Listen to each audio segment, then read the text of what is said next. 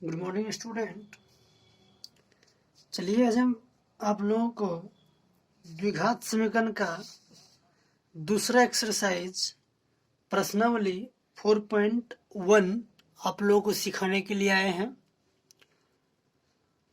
और आज हम आप लोगों को बताएंगे कि द्विघात समीकरण का मूल क्या होता है, मूल किसको कहते हैं, मूल का मतलब क्या होता है। ठीक है, क्योंकि हम लोग प्रश्नावली 4.1 पढ़ चुके हैं और हम लोग अब 4.2 पढ़ेंगे। तो 4.2 में मूल के बारे में पढ़ा है और एक कन्फ्यूजन जो हर स्टूडेंट का रहता है मूल के बारे में, उस कन्फ्यूजन को आज हम क्लियर करेंगे। और आप लोग इस चीज़ को मेरे साथ समझने का कोशिश कीजिएगा और हम भी समझाने का आप लोग को आसान से आसान भाषा में समझाने का प्रयास कर रहे हैं। तो चलिए शुरू करते हैं। सबसे पहले मूल क्या बोला है, मूल के बारे में बताना है कि मूल क्या होता है। इससे आपके एग्जाम में ऑब्जेक्टिव भी पूछता है 1 नंबर का। मूल, इसको इंग्लिश में रूट बोलते हैं। अब देखिए, इसी द्विघात समीकरण में सबसे पहले हम बात कर लें तो द्विघात समीकरण का फॉर्म क्या होता है, ax² plus bx plus c equal to 0। ठीक है, और अगर हम लोग को मूल याद करना है तो हम लोग ऐसे शॉर्ट में याद रखेंगे, अल्फा, इसको पढ़ते हैं अल्फा, क्या पढ़ते हैं अल्फा, और बीटा, इसको क्या पढ़ते हैं अल्फा, इसको beta, alpha beta, alpha beta. तो आप लोग याद रखिएगा कि अल्फा और बीटा को मूल कहते हैं। और ये चीज हम आप लोगों को बताए भी थे जब हम आप लोगों को बहुपद पढ़ा रहे थे तो वहां हम बताए थे कि इसी अल्फा और बीटा को जब हम लोग द्विघात समीकरण में पढ़ते हैं तब इसको हम मूल कहते हैं। और इसी अल्फा, अब हम कहेंगे कि इसी अल्फा और बीटा को जब हम बहुपद में पढ़ते हैं तो वहां शून्यांक कहते हैं। तो दोनों पॉइंट क्लियर हो गया क्या, कि इसी अल्फा और बीटा को जब हम बहुपद चैप्टर में अध्ययन करते हैं तो इसको शून्यांक कहते हैं, लेकिन इसी अल्फा और बीटा को जब हम द्विघात समीकरण के बारे में पढ़ते हैं तो इसको मूल कहते हैं। मतलब देखिए, चीज एक ही है लेकिन नाम दो है। जैसे गांव घर में एक ही लड़का का 2 नाम होता है, घर का नाम कुछ और होता है और स्कूल का नाम कुछ और होता है। तो ठीक उसी प्रकार ये अल्फा बीटा एक ही है, लेकिन जब इसको हम बहुपद में पढ़ते हैं तो शून्यांक कहते हैं, और जब द्विघात समीकरण में पढ़ते हैं तो इसको मूल कहते हैं। तो बात क्लियर हो गया। आप लोग याद रख लीजिएगा, याद कर लीजिएगा, अल्फा और बीटा को मूल कहते हैं। लेकिन क्या अल्फा और बीटा को मूल कहते हैं इतना रटने से आपका सारा क्वेश्चन बन जाएगा? नहीं बनेगा। तो उसके लिए आप लोग को एक पॉइंट और समझना है, उसके बाद आप लोग से किसी भी क्वेश्चन में आप लोग समझ जाइएगा कि मूल क्या होता है, मूल हम किसको कहते हैं। ये तो ऑब्जेक्टिव के तौर पर आपको याद कर लेना है कि अल्फा और बीटा को मूल कहते हैं। अब देखिए, हम आपको अपनी भाषा में बता रहे हैं और आप इस बात को अपने कॉपी में नोट कर लीजिए। पॉइंट नंबर 1 बना के आप लोग नोट कर लीजिएगा कि अल्फा और बीटा को मूल कहते हैं। ऑब्जेक्टिव हो गया आपका। अब पॉइंट नंबर 2 में अभी हम जो बात बोलेंगे इस बात को आप लोग लिख लीजिएगा। ठीक है, तो क्या लिखना है आप लोग को, सुनिए ध्यान से और लिख लीजिए अपने कॉपी और पेन की मदद से। तो देखिए, प्रश्न में जो चर राशि का प्रयोग किया जाता है उस चर राशि के मान को हम लोग मूल कहते हैं। क्लियर? फिर से लेट मी रिपीट।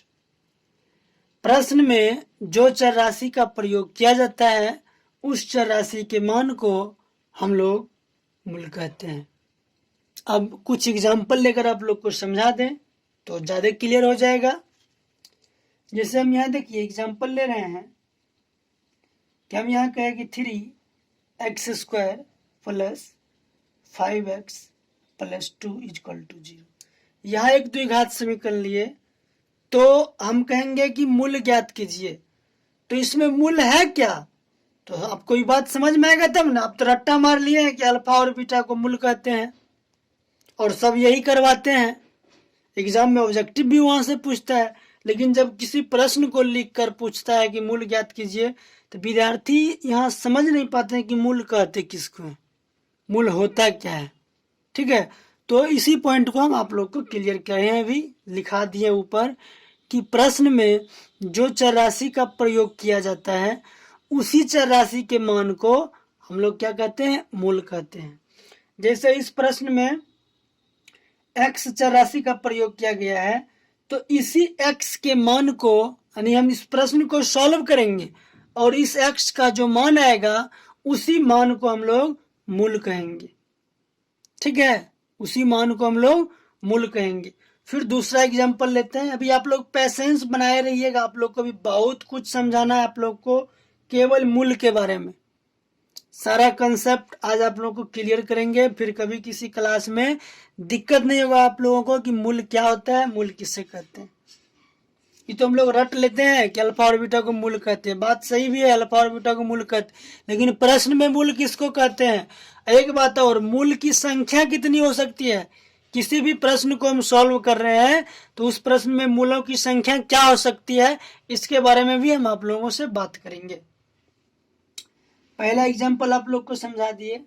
दूसरा एग्जाम्पल लेते हैं हम कि जैसे यहाँ हम लिखे कि 3 चाहे 8 ले लेते हैं, 8 p² माइनस उसके बाद 2p प्लस 4 इक्वल टू 0। मान लीजिए क्वेश्चन है आपका, लिख दिए।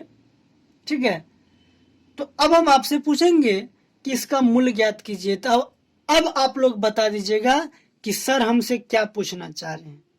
तो क्या पूछना चाह रहे हैं, मूल ज्ञात कीजिए, मतलब इसमें जो चर राशि p का प्रयोग किया गया है, इसी p के मान को जब हम निकाल लेंगे तो उसी p के मान को हम लोग क्या कहेंगे, मूल कहेंगे। क्लियर। कुछ और एग्जाम्पल, तीसरा, उसके बाद हम आप लोगों को 2 एग्जाम्पल और बताएंगे। उसके बाद हम आप लोग को बताएंगे कि किसी भी प्रश्न में मूलों की संख्या कितनी हो सकता है। अगर आप किसी प्रश्न को सॉल्व कर रहे हैं या सॉल्व करना शुरू कर दिए या सॉल्व करना चाह रहे हैं और जानना चाह रहे हैं कि इस प्रश्न को सॉल्व करेंगे तो मूलों की संख्या क्या होगा, तो पैशेंस बनाए रहिए। 2-3 क्वेश्चन और एग्जाम्पल समझाएंगे, फिर उसके बाद मेरा टॉपिक होगा कि किसी भी प्रश्न में मूलों की संख्या क्या होगी। चलिए देखते हैं। 7 y² plus 5y minus 2 equal to 0। तो हम पूछेंगे कि इसमें मूलों की संख्या क्या होगा। तो मूलों की संख्या इसमें क्या होगा, सॉरी अभी मूल की संख्या के बारे में बात नहीं किए, इसमें मूल क्या होगा। तो हम क्या कहेंगे कि सर इस प्रश्न को सॉल्व करने पर इस y का जो मान आएगा उसी मान को हम लोग मूल कहेंगे। ठीक है, कुछ और एग्जाम्पल, चौथा, और ये एग्जाम्पल हम आप लोगों को जानबूझकर बताने के लिए एग्जाम्पल ले रहे हैं। जैसे हम यहाँ कहें 3a² प्लस 2a प्लस 1 या माइनस 1 इक्वल टू 0। अच्छा, अभी हम ये क्वेश्चन कोई मायने में एग्जैक्टली सही नहीं लिख रहे हैं, ऐसा कोई ज़रूरी नहीं है, क्योंकि अभी हम आप लोगों को ये समझाना चाह रहे हैं कि मूल होता क्या है। ठीक है, किसी भी प्रश्न का। तो इस बात को आपको समझना है, प्रश्न सही या गलत लिखने से यहाँ कोई लेना देना नहीं है। यहाँ हमको मतलब है कि मूल क्या होता है, मूल को समझना है। ठीक है, जैसे इस प्रश्न में चर राशि a का प्रयोग किए। अच्छा, बार बार चर राशि प्रयोग कर रहे हैं तो आप लोग को बेसिक बात बता चुके हैं कि चर राशि क्या होता है। ABCD के किसी भी लेटर को हम चर राशि कहते हैं। ठीक है, अगर उसको कोई दूसरा चीज बनाना हो तब हम उसको दूसरा चीज कहेंगे, लेकिन ऐसे अगर हम कुछ नहीं बना रहे हैं तो ABCD के किसी भी लेटर को हम लोग चर राशि कहेंगे। तो यहाँ a का प्रयोग किया गया तो इसी a के मान को हम लोग क्या कहेंगे, चर राशि। एक और एग्जाम्पल आप लोग समझिए, जैसे हम यहाँ कहेंगे 9c² या CQ plus 3c² plus 4c minus 8 equal to 0। कहेंगे कि इसमें मूल क्या होगा। तो सर इस क्वेश्चन को सॉल्व करने पर जो इस c का मान आएगा उसी c के मान को हम क्या कहेंगे, मूल कहेंगे। तो बात समझ में आ गया। अब सर ए लिए सी लिए क्यों लिए, तो देखिए आप लोग जो क्वेश्चन याद करते हैं द्विघात समीकरण का form a x square plus b x plus c equal to 0, तो यहाँ हम क्या कहते हैं कि x मेरा चर राशि है और ये a b सी क्या है, बिलोंग्स टू रियल नंबर। ये इसके जगह पर कोई भी रियल नंबर आ सकता है, समझ रहे हैं। रियल नंबर मतलब कोई रूट में संख्या आ सकता है, 1 2 3 4 5 जो भी हो, 3/2 4/6 कुछ भी आ सकता है, क्योंकि हम लोग रियल नंबर के बारे में पढ़े हैं। परिमेय संख्या और अपरिमेय संख्या के समूह को वास्तविक संख्या कहते हैं, मतलब रियल नंबर कहते हैं, ठीक है। तो यहाँ चर राशि के रूप में x प्रयोग हुआ है और हम यहाँ कह दिए कि a b c क्या है, कोई वास्तविक संख्या। लेकिन यहाँ जो हम प्रयोग किए हैं तो यहाँ हम ये नहीं कहे कि a कोई वास्तविक संख्या, ये बात हम नहीं बताए हैं, क्योंकि यहाँ संख्या पहले से प्रयोग हुआ है, इसीलिए ये a जो है चर राशि के काम कर गया। इसमें संख्या पहले से प्रयोग है, इसीलिए ये c जो है चर राशि का काम कर गया। तो उम्मीद है अब आप लोग को समझ में आ गया होगा कि ABCD के लेटर को हम कब चर राशि कहते हैं और कब चर राशि नहीं कहते हैं। किसी भी स्टैंडर्ड फॉर्म को जब हम लिखते हैं तो उसमें ABCDEF का प्रयोग करते हैं और चर राशि फिर दूसरा XYZ को ले लेते हैं। तो वहाँ हम आप लोगों को बता देते हैं या कोई भी टीचर बता देता है या बुक में इस बात को लिख देता है कि यहाँ जो है ये चर राशि के रूप में कौन सा चर राशि काम कर रहा है, कौन सा ABCD के लेटर काम कर रहा है, और संख्या यानी उसके जगह पर संख्या आएगा तो उसके रूप में कौन सा लेटर काम कर रहा है, इस बात को बता दिया जाता है।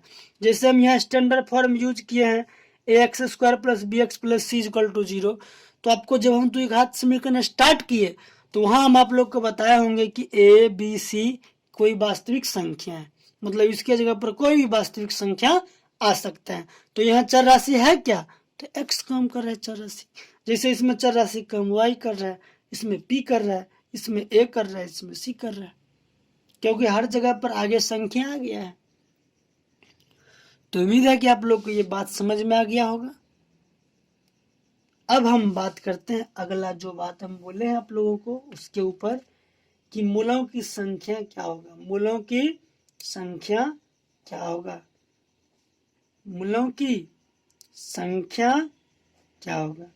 तो आप लोग इस बात को लिख लीजिए और बहुत छोटा है, आप लोग को समझा दे रहे हैं थोड़ी सी, उसके बाद हम लोग फिर आगे बात करेंगे। तो इस बात को आप लोग लिख लीजिए, मूलों की संख्या हेडिंग बना के नीचे लिख लीजिए जो बात हम बोल रहे हैं कि किसी भी प्रश्न में चर राशि के सबसे अधिकतम पावर जितना होगा उतना मूलों की संख्या होगा।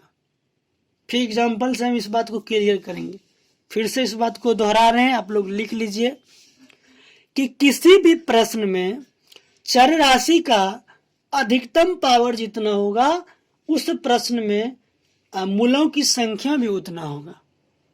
फिर से एक बार और, किसी भी प्रश्न में चर राशि का अधिकतम पावर जितना होगा उस प्रश्न में मूलों की संख्या भी उतना होगा। अब समझिए हम कैसे बोल रहे हैं। देखिए ये प्रश्न है ax square plus b x plus c equal to 0, ये मेरा द्विघात समीकरण का स्टैंडर्ड फॉर्म यानी व्यापक रूप या सामान्य रूप या मानक रूप।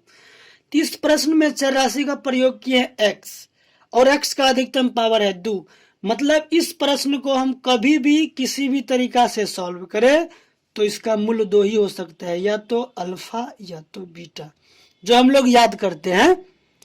तो इसीलिए इसका मूल्य अल्फा बीटा, और सॉल्व करने के बाद इसका रियली मान मिलेगा कि क्या होगा, 2 होगा कि 5 होगा कि 1 होगा कि -1 होगा, ठीक है। तो उसी प्रकार से अब आप लोग जरा यहाँ ध्यान देने की कोशिश कीजिएगा कि इस प्रश्न में हम आप लोग से पूछ रहे हैं कि मूलों की संख्या क्या होगा, तो चर राशि का अधिकतम पावर 2 है तो इसमें मूलों की संख्या 2 होगा। अब वो 2 मतलब कि जैसे एक जो है, आप मूलों की संख्या 2 होगा मतलब एक 3 भी आ सकता है, एक 4 भी आ सकता है। तो अभी हमको पता नहीं है, इसीलिए हम कहते हैं कि एक अल्फा होगा दूसरा बीटा होगा। फिर दूसरा, क्योंकि सॉल्व करेंगे तब मेरा रियली मान पता चलेगा। अब इस प्रश्न को जब हम देखेंगे आपको पूछेंगे कि इसमें मूलों की संख्या क्या होगा, तो इसमें चर राशि का अधिकतम पावर 2 है, तो इसमें मूलों की संख्या 2 होगा। तो 2 का मतलब कि इसके जगह पर कुछ भी हो सकता है, एक अल्फा दूसरा बीटा। अब सॉल्व करेंगे तो हमको रियली मान मिलेगा। ठीक है, इसमें भी क्या होगा, मूलों की संख्या 2 होगा। तो अभी फिलहाल हम लोग मान के चलते हैं एक अल्फा और दूसरा बीटा। इसमें भी मूलों की संख्या 2 होगा, क्या, एक अल्फा और दूसरा बीटा। सॉल्व करने के बाद पता चल जाएगा कि वो दोनों मान क्या क्या है। ठीक है, अब यहां देखिए, जैसे इसमें चर राशि का अधिकतम पावर 3 है, सबसे अधिकतम पावर देखना है, तो इसका 3 मान होगा, इसका 3 मान होगा। अभी हम मान लेते हैं एक अल्फा है, दूसरा बीटा है, तीसरा गामा है। अब इसको सॉल्व करने के बाद हमको पता चलेगा कि ये अल्फा का मान क्या होगा, बीटा का मान क्या होगा, गामा का मान क्या होगा। जैसे एक और क्वेश्चन हम आप लोगों को बताना चाह रहे हैं।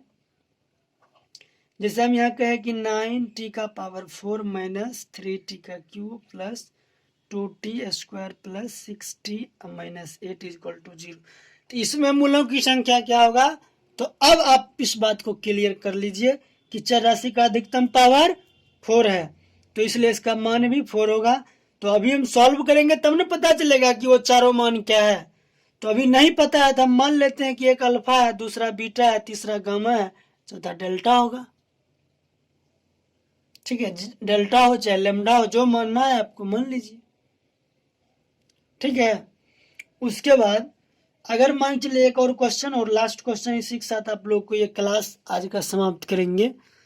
तो मान के चलिए यहाँ हम लिख रहे हैं 3m² plus 2m minus 6m³ plus 3m का पावर 4 प्लस 6 8m का पावर 5 बराबर 0। तो इस बात को आप लोग ध्यान दीजिएगा कि कभी कभी क्वेश्चन उल्टा पुल्टा लिखता है तो उसको सजा कर हम लोग सॉल्व करते हैं। तो उसी तरह इस प्रश्न में m का अधिकतम पावर यहाँ देखिए 5 है, आई चीज को बीच में भी लिख सकता है। तो आप लोग ध्यान से देखकर तब जवाब दिया कीजिएगा। ऑब्जेक्टिव में आप लोग एग्जाम में पूछ सकता है, कोई क्वेश्चन दे देगा, कोई स्टैंडर्ड फॉर्म लिख देगा और आपसे पूछेगा कि बताइए इस समीकरण का मूल क्या होगा, समीकरण का मूल क्या होगा। तो सॉल्व करने के बाद हम लोग को पता चलेगा कि उस समीकरण का मूल क्या होगा। आप पूछ दे कि मूलों की संख्या क्या होगा, तो मूलों की संख्या बताने के लिए हम क्वेश्चन देखेंगे और आंसर बता देंगे।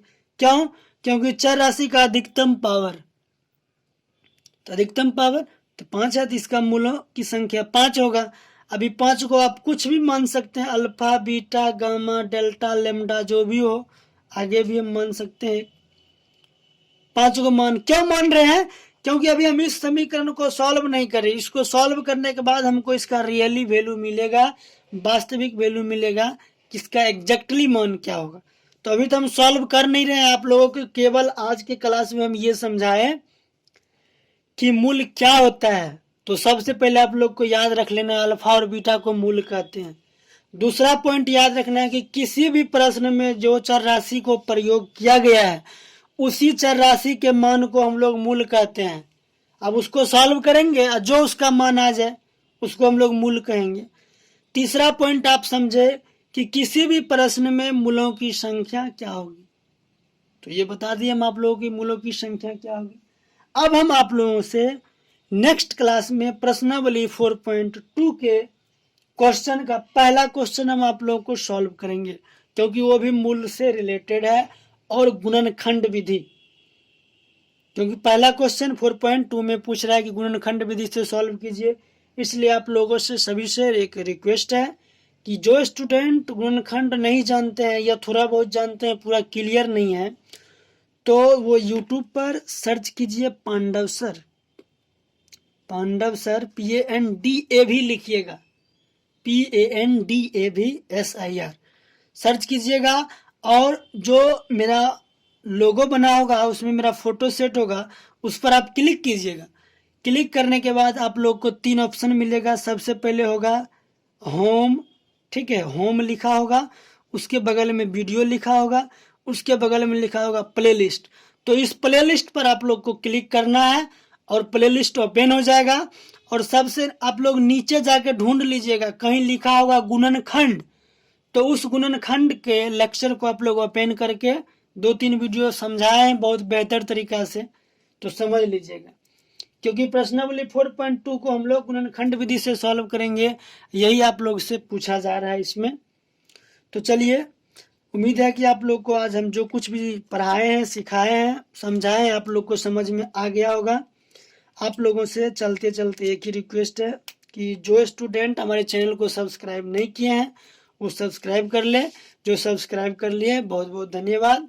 और यदि आप लोगों को हमारा ये पढ़ाने का, समझाने का तरीका अच्छा लगा हो तो प्लीज़ आप लोग हमें कमेंट करके ज़रूर बताएं कि आपको हमारा पढ़ाने का तरीका कैसा लगा। वीडियो को लाइक शेयर ज़रूर करें ताकि मेरा हौसला बढ़ेगा और हम आप लोगों के लिए इसी तरह का वीडियो और भी आसान से आसान तरीका से समझाने का कोशिश करेंगे। Thank you watching this video. I see you next class with next exercise 4.2।